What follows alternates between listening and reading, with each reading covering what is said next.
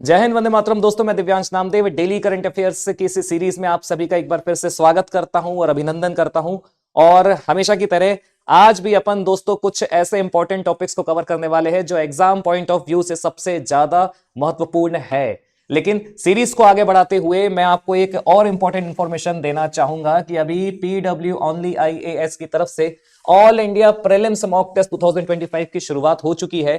और शुरुआत हो चुकी है का मतलब यह है कि ऑलरेडी 5 फेब से इसकी रजिस्ट्रेशन प्रोसेस चालू हो चुकी है, जो आपकी 18 फेब तक रहेगी। तो मतलब हमारे पास, आपके पास और आपके जैसे कई सारे एस्पिरेंट्स के पास अभी भी मौका है कि वो रजिस्टर कर ले, क्योंकि इसका जो एग्जाम होने वाला है वो 23 फेब को होगा। ज्यादा जानकारी के लिए आपको कुछ नहीं करना है, सिर्फ और सिर्फ लिंक डिस्क्रिप्शन को फॉलो करना है और रजिस्ट्रेशन करना है। यहां पर ये जितनी भी सिटीज दी है ये आपके सब ऑफलाइन सेंटर हो जाएंगे। तो सीरीज को अपन आगे बढ़ाते हैं और ये देखते हैं कि आज के अपन को कौन से टॉपिक्स कवर करने हैं।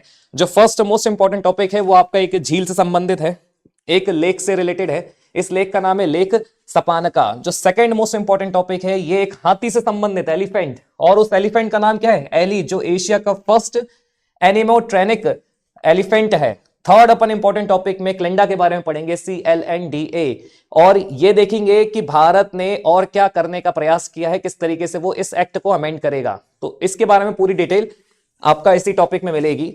फोर्थ जो लास्ट इंपॉर्टेंट टॉपिक रहेगा उसमें अपन देखेंगे मोरांद गंजल इरिगेशन प्रोजेक्ट के बारे में। तो दोस्तों सीरीज को आगे बढ़ाते हैं और फर्स्ट टॉपिक को अपन जरा ध्यान से पढ़ते हैं।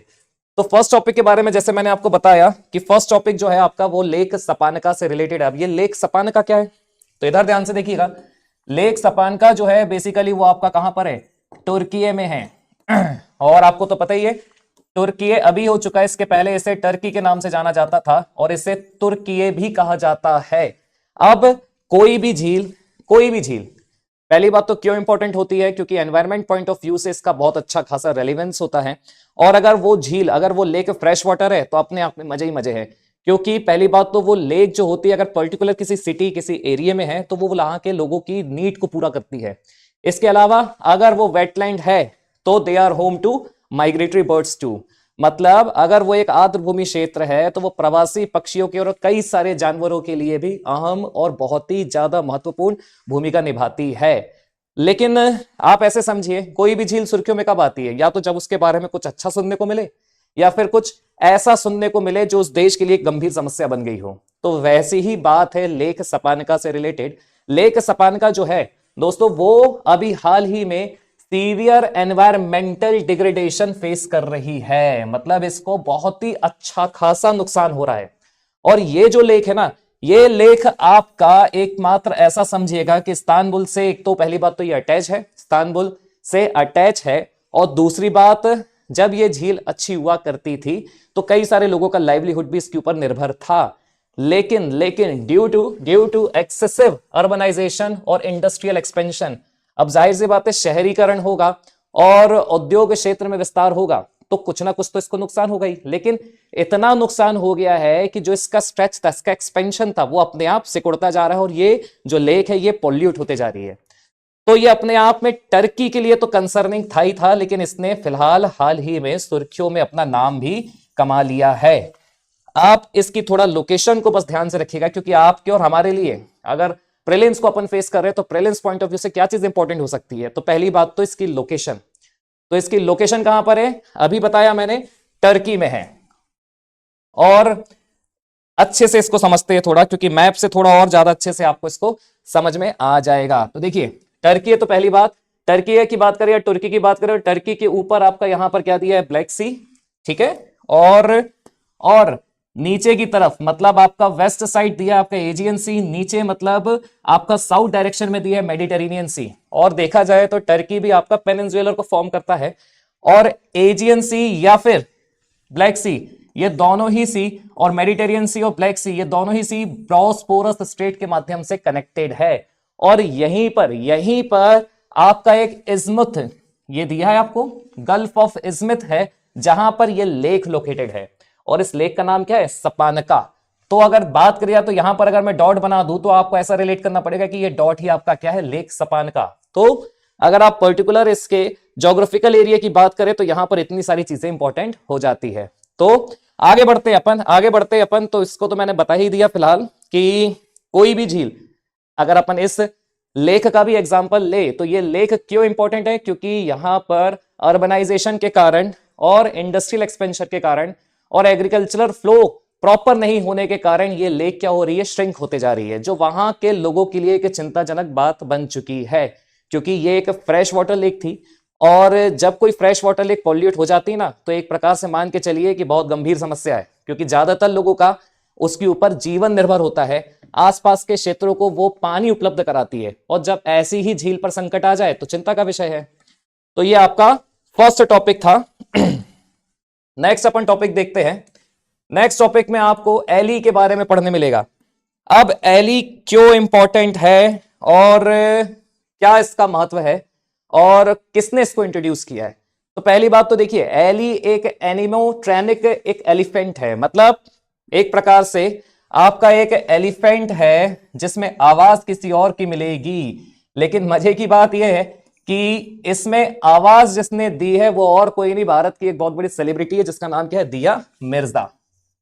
ठीक है, अब इसका पर्पस क्या है और इससे लाया किस लिए गया है। तो एली को इंट्रोड्यूस किया है पेटा ने, और यहां पर अगर मैं पेटा की बात करूं तो ये जो पेटा है ना, ये भारत का पेटा है। अब आप एक चीज हमेशा ध्यान रखिएगा, ऐसे जब इवेंट होते हैं तो ऐसे इवेंट में क्वेश्चन कुछ इस तरीके से आता है कि एली क्या है या एली का संबंध किससे है। तो आपको बस इतना याद करना है कि एली एक एलिफेंट है लेकिन लिविंग नहीं है, एनिमेट्रॉनिक एलिफेंट है। ये चीज तो आपको ध्यान रखनी पड़ेगी। और दूसरी चीज, इसे इंट्रोड्यूस किसने किया है, तो एक ऑर्गेनाइजेशन है जिसका नाम है पेटा। अब पेटा क्या है, पेटा के बारे में पढ़ते। पेटा वैसे भी देखा जाए तो पेटा वैसे भी कई बार मतलब बहुत बार सुर्खियों में रहा है, चाहे आप जल्लीकट्टू की बात करें फिर चाहे आप ईद के समय की बात करें। तो पेटा करता क्या है, कब इसका नाम आपको सुनने मिलता है, तो आप ऐसे समझेगा, पेटा वो ऑर्गेनाइजेशन है जो एनिमल क्रुएलिटी के ऊपर बात करता है। इसका फुल फॉर्म भी बड़ा गजब का है। इसका फुल फॉर्म है सॉरी, इसका फुल फॉर्म है people for ethical treatment of animal. People for E से एथिकल, टी से ट्रीटमेंट ऑफ एनिमल। और इस पेटा का एस्टेब्लिशमेंट हुआ था 1980 वर्जीनिया में। ठीक है, लेकिन मैंने क्या बताया, यहां पर जो एली को लाया गया है वो पेटा का जो भारत में ऑफिस है, जैसे पेटा इंडिया कहा जाता है, जिसका एस्टेब्लिशमेंट 2000 में हुआ था और हेड ऑफिस कहां पर है, मुंबई की तरफ से लाया गया है। और इसे लगभग भारत के ज्यादातर स्कूलों में इंट्रोड्यूस किया जाएगा। अब आप सोचिए, इस हाथी को स्कूल भेजने की आवश्यकता क्या है, ताकि यह बताया जा सके कि जो कैप्टिव एनिमल्स होते हैं, स्पेशली आपके एलिफेंट्स और दूसरे जानवर, उनके ऊपर किस तरह की क्रुएलिटी होती है, ताकि जो हमारे यंगस्टर है, जो बच्चे हैं, है ना, उनके अंदर एक ऐसी भावना को जगाया जा सके जो ये समझ पाए कि जो जानवर पिंजड़े में रहते हैं उनके ऊपर क्या क्या प्रताड़नाएं होती है, कैसे उनको एक्सप्लॉइट किया जाता है, कैसे उनका शोषण होता है। तो कुल मिला के इस पूरे ऑर्गेनाइजेशन का और एली को इंट्रोड्यूस करने का पर्पस सिर्फ इतना ही है, ताकि बच्चों को एजुकेट किया जा सके कि कैप्टिव एनिमल्स के साथ किस किस तरीके से दुराचार होता है, उनका हरेसमेंट होता है और कैसे उन्हें एक्सप्लॉइट किया जाता है। तो इसी को आगे बढ़ाते हुए अपन ये देखते हैं कि हाल ही में, देखिए इसके बारे में जो पूरी इंफॉर्मेशन है आपको वैसे तो हमारी जो पीडीएफ है उसमें पूरी तरीके से मिल जाएगी, लेकिन यहां पर याद करने वाली 2 से 3 जरूरत की और चीजें हैं। फॉर एग्जाम्पल, जैसे अभी मैंने पेटा बताया था जिसका एस्टेब्लिशमेंट 1980 में हुआ था, उनके जो अभी वर्तमान में प्रेसिडेंट है वो इनग्रिड न्यूकर्क है। ठीक है, ये एक महिला है, ये बात ध्यान रखिएगा। ठीक है, और इसके अलावा भारत में जो पेटा है, जैसे अपन पेटा इंडिया बोलते हैं, इसका एस्टेब्लिशमेंट कब हो रहा है, 2000, और इसका हेडक्वार्टर कहां पर है, मुंबई में है। अब थोड़ा ध्यान से समझिएगा, हुआ क्या था आपने, और हमारा जो बचपन था उसमें हम कई बार सर्कस का नाम सुनते थे और उसमें ये देखते थे कि सर्कस में कई सारे जानवर भी परफॉर्म कर रहे हैं, स्पेशली हाथी। और हाथियों को तो ऐसे स्टंट कराते थे वो लोग जिसको देखकर हम भी हैरान हो जाते थे। और सर्कस का इंपॉर्टेंस ही वही होता था, और बोलते ना अपन सेंटर ऑफ अट्रैक्शन, यही सब तो होते थे, हाथी, फिर आपके टाइगर्स हो जाएंगे, फिर आपके लायंस हो जाएंगे। तो इन्होंने कोई अभी से ये कदम नहीं उठाया है, ऑलरेडी पेटा ने, देखिएगा यहां पर एनिमल राहत अथॉराइज्ड या एनिमल राहत एक एनजीओ है, उसके साथ मिलकर animal welfare board of India AWBI के साथ मिलकर लगभग लगभग भारत के 16 सर्कस के ऊपर इन्वेस्टिगेशन किया था, यहां पर दिया है, ठीक है। और उन्होंने यह बताया था कि जो सर्कस में एनिमल्स को यूज किया जाता है, they are subjected to chronic confinement, physical abuse and psychological torment. क्योंकि देखो, जानवरों को आप अपने हिसाब से काम करा रहे हो तो आप उसको किस हद तक प्रताड़ित करोगे ये आप ही समझ सकते हो। क्योंकि देखिए, आपके जीवन जीने का नजरिया अलग है, रहन सहन अलग है, लेकिन उनका बिल्कुल अलग है। और आप क्या चाह रहे हो कि आप अपने तौर तरीके से उनको टीच करना चाह रहे हो, तो आप तो उन्हें टॉर्चर करोगे ही करोगे। तो पेटा ने इसी को मुद्दा बनाते हुए लगभग 16 सर्कस के ऊपर काम किया था। और फिर हुआ वही है कि ये जो AWBI है, जिसका फुल फॉर्म क्या है, animal welfare board of India, इसने 2013 में पूरे तरीके से उन सर्कस के ऊपर बैन लगा दिया था जहां पर एलिफेंट्स की परफॉर्मेंस होती थी, ठीक है। तो ये एक बहुत अच्छी पहल है मेरे हिसाब से, क्योंकि अगर आपके बच्चों को या फिर होने वाले मतलब जो हमारे भविष्य के युवा है उनको ये पता चल रहा है कि किस तरीके का टॉर्चर किया जाता था, और ये जरूरत की बात भी है कि जानवरों का नेचुरल हैबिटेशन ही उनके लिए सबसे सर्वोपरि होता है, तो उसी को ध्यान में रखते हुए उनका ये जो कदम है ना, ये बहुत सराहनीय है। तो अपन आगे बढ़ाते हैं, इसमें यही सब चीजें बहुत ज्यादा इंपॉर्टेंट है। और अपन नेक्स्ट टॉपिक की तरफ चलते हैं। आपका जो नेक्स्ट टॉपिक है वो सीधे सीधे प्राइम मिनिस्टर मोदी की जो विजिट अभी हाल ही में फ्रांस के प्रेसिडेंट के साथ हुई है, और फ्रांस में हुई, और अभी वर्तमान में हमारे मोदी जी कहां पर है, अमेरिका में है, एलॉन मस्क के साथ हाथ मिला रहे, बढ़िया घर में बैठ के बातचीत चल रही है। तो उनकी ये विजिट कितनी ज्यादा इंपॉर्टेंट है आपके और हमारे लिए, ये भी समझना बहुत जरूरी है। क्योंकि जब भी कोई देश का प्रधानमंत्री किसी दूसरे देश में जाता है तो वो ये एक्सपेक्ट करता है कि कई सारी चीजों पर वो कदम उठाए, कई सारे MOUs पर साइन हो, कई सारे बायलैटरल टाइज हो। तो उसी को ध्यान में रखते हुए प्राइम मिनिस्टर मोदी जी ने ये निर्णय लिया कि भारत आने के बाद उनका एक बहुत ही इंपॉर्टेंट एक्ट था जो कई सालों से पेचीदा था। लेकिन समझना ये कि हमने ये कदम अभी क्यों उठाया है, और क्यों हमने CLNDA, जिसका फुल फॉर्म होता है, जस्ट अ मोमेंट, हाँ, CLNDA जिसका फुल फॉर्म होता है civil liability for nuclear damage act और एटॉमिक एनर्जी एक्ट को अमेंड करने की बात करी। अब यह भी समझिएगा कि ये दोनों चीजें पहली बात तो आई कब थी। अगर मैं civil liability for nuclear damage act की बात करूं तो ये आया था 2010 में, और अगर मैं एटॉमिक एनर्जी एक्ट की बात करूं तो ये आया था 1962 में। अब बात को समझिएगा, ये जो civil liability for nuclear damage act है, इसे इसके लिए लाया गया था, आपको बहुत अच्छे से पता होगा कि भारत में एक बहुत ही गंभीर ट्रेजेडी हुई थी जिसका नाम है भोपाल गैस ट्रेजेडी। ये हुई थी आपकी 1984 में, 2-3 दिसंबर की रात 1984, और इसका नाम क्या बताया मैंने, भोपाल गैस ट्रेजेडी। ये अपने आप में इतनी बड़ी ट्रेजेडी थी, आप विश्वास नहीं मानेंगे। इसमें सिर्फ एक गैस लीक के कारण जो लोग सो रहे थे वो सोते ही रह गए, और कई सारे लोगों की ऐसे में मौत भी हो गई थी। तो इसने एक बहुत सीरियस कंसर्न रेस किया था कि भारत के पास ऐसी समस्याओं से निपटने के लिए, और जिनकी ऐसी कंपनी है ना, और जिनके कारण ऐसा नुकसान हुआ है, उनके ऊपर कदम उठाने के लिए भारत के पास कौन सा एक्ट है।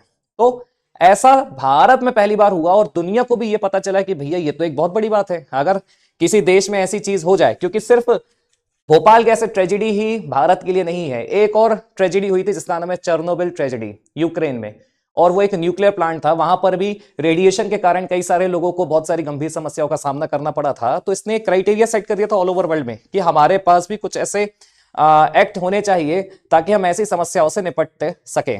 तो उसी को ध्यान में रखते हुए भारत ने क्लेंडा CLNDA, जिसका नाम क्या है, civil liability for nuclear damage act की शुरुआत करी। और आपको तो पता है, अगर आप न्यूक्लियर पावर प्लांट का एस्टेब्लिश कर रहे हो या न्यूक्लियर एनर्जी के ऊपर काम कर रहे हो तो उसके कॉन्सिक्वेंसेस तो हो सकते हैं ना, कि कभी प्लांट अच्छा चल रहा है तो सब कुछ अच्छा है, लेकिन आप ऐसे इमेजिन करिए अगर कभी उसमें कुछ दुर्घटना हो जाए तो उससे निपटने में सक्षम भी तो होना चाहिए। तो वही चीज को ध्यान में रखते हुए भारत ने इस एक्ट को इंट्रोड्यूस किया था 2010 में। अब एक चीज समझिएगा, भारत ये चाहता है कि भारत अब क्लीन एनर्जी की तरफ बढ़े।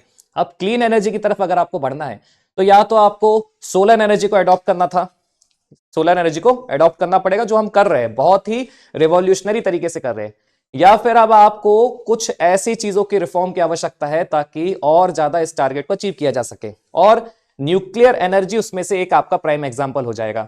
अब आप समझिएगा, अगर अपन न्यूक्लियर एनर्जी की बात करें तो भारत के कई सारे प्रोजेक्ट, जैसे कि जब आपका ये 2010 में एक्ट आया था ना, तो कई सारे प्रोजेक्ट इस एक्ट के आने के बाद हॉल्ट हो गए थे, रुक गए थे। ठीक है, फिलहाल मैं आपको उन प्रोजेक्ट्स के बारे में बताता हूं, फिर अपन इसको आगे देखेंगे। देखिएगा इधर पर, फिलहाल फिलहाल फिलहाल भारत के पास अभी वर्तमान की अगर स्थिति की बात की जाए तो 6780 मेगावाट की न्यूक्लियर कैपेसिटी है। और ओवरऑल ओवरऑल 22 रिएक्टर्स कहां पर है? भारत में है, जिसमें से रशिया सबसे बड़ा प्राइम पार्टनर है भारत का न्यूक्लियर एनर्जी की जब आप बात करते हैं तो। लेकिन समझिएगा मैंने आपको बताया कि इस एग्रीमेंट के बाद मतलब जब 2010 में CLNDA एक्ट आया था तो भारत के कई सारे कुछ ऐसे प्रोजेक्ट हॉल्ट हो गए थे, रुक गए थे, क्योंकि इस एक्ट में कुछ ऐसे क्लॉज थे जो सीधे सीधे रिस्पॉन्सिबल बनाते थे उस देश के साथ जिसके साथ आपका समझौता हो रहा है। फॉर एग्जाम्पल ध्यान से देखिएगा, फॉर एग्जाम्पल जो आपका फ्रांस का EDF प्रोजेक्ट है ना, जो जैतापुर में है, उसने भी कई साल तक डिलेस को महसूस किया है, कई साल तक वहां पर डिले हुए हैं। तो प्रधानमंत्री मोदी जी का जो अभी विजिट हुई है हाल ही में फ्रांस में और अमेरिका में, तो उन्होंने ये निर्णय लिया है कि आने के बाद हम इन दो चीजों पर काम करेंगे ताकि भारत की जो क्लीन एनर्जी का जो ऑब्जेक्टिव है उसे पूरा किया जा सके। और भारत क्यों करना चाह रहा है? तो भारत ने क्या किया है अभी बजट में सॉरी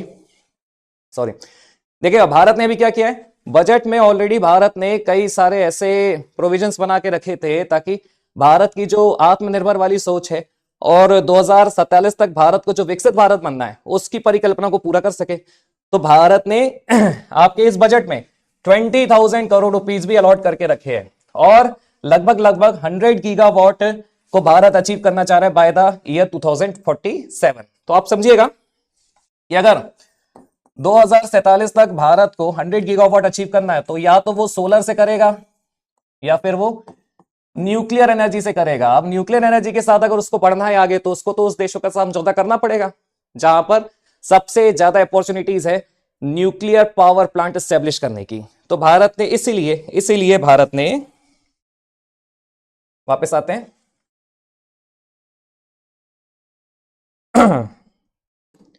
इसीलिए इंडिया ने यह निर्णय लिया, सॉरी जस्ट अ मोमेंट, हाँ अब सही है। इसलिए जो प्राइम मिनिस्टर की विजिट हुई है यूएस फ्रांस में, उन्होंने ये अनाउंस किया कि भारत अब civil liability nuclear damage act को क्या करेगा, अमेंड करेगा along with the atomic energy act. अब यहां पर देखिएगा अमेंडमेंट के बाद होगा क्या, अमेंडमेंट के बाद भारत कई सारे स्मॉल मॉड्यूलर रिएक्टर्स के ऊपर भी काम करेगा ताकि जो आपका ऑब्जेक्टिव था ना उसे पूरा किया जा सके। और साथ ही साथ फ्रांस के साथ मिलकर 6 EPR 1650 रिएक्टर्स को महाराष्ट्र जैतापुर में आगे बढ़ाएगा जो कई साल से हॉल्ट था, ताकि क्लीन एनर्जी और एक जो अपना टारगेटेड एनर्जी का तो एक मतलब अपना जो टारगेटेड एनर्जी का जो ऑब्जेक्टिव था उसे पूरा किया जा सके। तो ये आपका बहुत इंपॉर्टेंट हो जाएगा। और मैंने बताया था अभी आपको कि जो अभी एग्जिस्टिंग लॉज है उन्हें क्यों बनाया गया, तो उन्हें इसलिए बनाया गया था क्योंकि भारत में ऑलरेडी भोपाल गैस ट्रेजेडी हो चुकी थी और फुकुशिमा न्यूक्लियर लीक 2011 में ठीक 1 साल बाद हुआ था इस एक्ट के बाद। तो भारत के लिए तो कंसर्निंग चीज थी क्योंकि हमारा जो पॉपुलेशन है वो अत्यधिक ज्यादा हमेशा से ही रहा है और भारत के पास उस समय तक आप ऐसे भी मान के चलिए कि जो डिजास्टर्स होते थे, ठीक है, जो डिजास्टर्स होते थे उसको काउंटर करने के लिए भी हमारे पास कोई अच्छा रिसोर्स और सोर्स नहीं था। इसीलिए ये सब चीजें उस वक्त के सिनेरियो के हिसाब से करना उचित था। लेकिन अभी के चैलेंजेस को ध्यान में रखते हुए अभी की आवश्यकताओं को पूरा करने के लिए हमें इसको अमेंड करने की आवश्यकता है। तो अब अपन आगे बढ़ते हैं और अपने लास्ट टॉपिक की तरफ चलते हैं। जब अपना आज का लास्ट टॉपिक है उसको जरा ध्यान से देखिएगा, वो है आपका मोरांद गंजल इरिगेशन प्रोजेक्ट से रिलेटेड। जस्ट अ मोमेंट, हाँ, मोरांद गंजल इरिगेशन प्रोजेक्ट। अब इसको जरा ध्यान से देखिए, मोरांद गंजल इरिगेशन प्रोजेक्ट है क्या और ये क्यों सुर्खियों में। तो पहली बात तो ये जो दोनों ही रिवर्स है, ये एक्चुअली में रिवर्स है, ये दोनों आपकी नर्मदा जी की ट्रिब्यूटरी मानी जाती है, ठीक है। मतलब ये जो प्रॉपर आपका प्रोजेक्ट है इसका सीधा सीधा संबंध एक तो मध्य प्रदेश से है और फिर कुछ महाराष्ट्र से भी है। ऐसे समझिएगा कि इस इरिगेशन प्रोजेक्ट के बाद, इसकी शुरुआत के बाद ऐसी संभावना है कि जो 2 टाइगर रिजर्व है, एक तो आपका सतपुड़ा और एक आपका मेलघाट, यहां पर इस इरिगेशन प्रोजेक्ट के बाद भारी ऐसी समस्याओं का सामना उसको करना पड़ सकता है कि हो सकता है कि इस प्रोजेक्ट की शुरुआत के बाद वहां पर जल भरने लगे, फ्लड जैसी स्थिति बन जाए। अब समझिएगा बात को। तो हुआ यह है कि ऐसी चीज के लिए ये तो एक एनवायरमेंट पॉइंट ऑफ व्यू से एक कंसर्न आपके लिए निकल के आ गया है। तो अब इसमें कदम कौन उठाएगा? तो कदम उठाने के लिए यहां पर किसने वार्न किया है कि इस प्रोजेक्ट के ऊपर पुनः विचार करना चाहिए मध्य प्रदेश गवर्नमेंट को? तो यहां पर एनटीसीए, जो आपका नेशनल टाइगर कंजर्वेशन अथॉरिटी है, उन्होंने मध्य प्रदेश को वार्न किया है कि आपके इस प्रोजेक्ट की शुरुआत के बाद हो सकता है कि जो आपके 2 मेजर टाइगर रिजर्व है, एक तो आपका सतपुड़ा जो आपका होशंगाबाद में आता है, और दूसरा है आपका मेलघाट जो आपका अमरावती महाराष्ट्र में आता है। हो सकता है कि वो क्या हो जाए, सब मर्ज हो जाए, इसलिए इस पर पुनः विचार की आपको आवश्यकता है। भले ही आपका जो पर्पस है वो बहुत ही पायस है, पवित्र है कि आप ये चाह रहे हो, वैसे भी देखिए जो इरिगेशन प्रोजेक्ट होते हैं उसका पर्पस क्या होता है, ताकि उस पर्टिकुलर एरिया की प्रोडक्टिविटी को, एग्रीकल्चर प्रोडक्टिविटी को बढ़ाया जा सके। लेकिन समझना यह भी है कि आप जो एग्रीकल्चर प्रोडक्टिविटी को बढ़ा रहे हो, क्योंकि ऑलरेडी ये जो एरिया है ना, होशंगाबाद, बैतूल, हरदा और खंडवा, ये एरिया वैसे भी इरिगेशन पॉइंट ऑफ व्यू से काफी रिच है। जैसा कि मुझे भी पता है, जो यहां पर लोग रहते हैं वो भी कमेंट करके जरूर बताइएगा कि यहां पर खेती कैसी होती है। पानी की यहां पर ऐसी कोई बहुत ज्यादा गंभीर समस्या नहीं है खेती के लिए विशेषकर, लेकिन फिर भी आप समझिएगा जो बहुत सालों से टाइगर्स का प्रॉपर एक हैबिटेशन चला आ रहा था, सतपुड़ा और मेलघाट, तो उसके लिए तो ये कंसर्निंग चीज हो जाएगी। क्योंकि अगर आप इस प्रोजेक्ट की शुरुआत करते हो और अगर ये सबमर्ज होने की स्थिति में है, तो ये तो वही बात होगी कि इतने सालों से जिस प्रोजेक्ट की आपने शुरुआत करी थी, प्रोजेक्ट टाइगर की 1973 में, और जिसके कारण आज ऑल ओवर वर्ल्ड के 75% टाइगर अकेले कहां पर है, भारत में है, तो चिंता की बात तो होना वाजिब है। तो इसलिए एनटीसीए की तरफ से दी गई वार्निंग भी वाजिब है। तो अब इस पूरी चीज में आपको क्या समझना है, तो ध्यान से समझिएगा। आपको यह देखना पड़ेगा एग्जाम पॉइंट ऑफ व्यू से कि ये जो मोरांद और गांजल रिवर्स है, ये किसकी ट्रिब्यूटरी है? तो मैंने अभी बताया, नर्मदा जी की ट्रिब्यूटरीज है। और नर्मदा जी को या नर्मदा रिवर को मध्य प्रदेश के साथ साथ गुजरात की जीवन रेखा भी कहा ही जाता है। और आपको एक और जानकारी दे दूं कि Narmada and Tapti both are west flowing river, ठीक है, both are what, west flowing river, ठीक है। तो अब अपन आगे बढ़ते हैं और इसके बारे में और देखते हैं। तो यहां पर दोनों ही वाइल्ड लाइफ सेंचुरीज की बात की गई है। अब ये ध्यान रखिएगा, यहां पर एट प्रेजेंट प्रोजेक्ट टाइगर, दोनों ही वाइल्ड लाइफ सेंचुरी में प्रोजेक्ट टाइगर लॉन्च हो चुका है या लॉन्च्ड है। तो ये एक टाइगर के लिए भी, और टाइगर अगर आप उसके हैबिटेट की बात करें तो उसके लिए बहुत ही ज्यादा इंपॉर्टेंट और कंसर्निंग चीज फिर तो बनती ही बनती है। तो ये आपका हो जाएगा सबसे लास्ट टॉपिक, मोरांद गंजल इरिगेशन प्रोजेक्ट का। फिर अपन आगे बढ़ते और देखते हैं हमेशा की तरह जो अपने 2 मोस्ट और 3 मोस्ट, जैसा कि अपन देखते थे। फिलहाल तो यहां पर 2 सिंपलेस्ट ऑब्जेक्टिव है, क्योंकि बिल्कुल ही बेसिक अपने आज के करंट अफेयर्स थे, तो इसलिए बहुत ही बेसिक ये ऑब्जेक्टिव है। इसको आपको कमेंट करके बताना है कि इसके सही आंसर्स क्या हो सकते हैं। और इसी के साथ अपन सेशन को एंड करते हैं और सेशन को समाप्त करते हैं। तो दोस्तों, आज का सेशन आपको जैसा भी लगा प्लीज कमेंट करके हमें जरूर बताइएगा और इस ऑब्जेक्टिव का जरूर आंसर दीजिएगा। Thank you so much.